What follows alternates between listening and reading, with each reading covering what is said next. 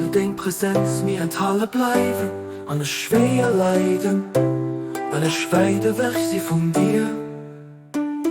An der sicheren Hafen von deinem himmlischen Königreich für mich, an der Platz vom Erschingen von deinem himmlischen Reich, werf der Blick von deiner Gott für du mich. O du allmächtigen Herr, zieh mich zu den Armen vom Königreich, der stiefliche Welt aus mein Wohnsitz, gib mir eng Wohnen an der Reiche vom Raumlosen.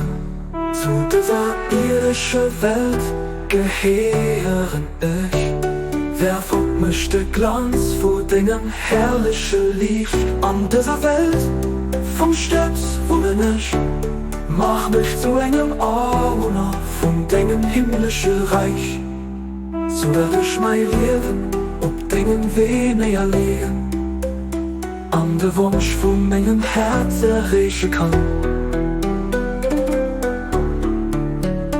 Ich mein Kampfmann dir denn vor göttlicher Gunst kränen an den triumphalen Krieg.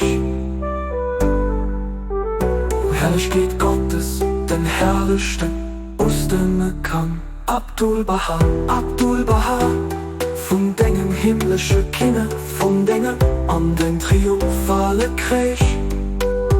O Herrlichkeit Gottes, den herrlichsten aus dem kann. Abdul Baha.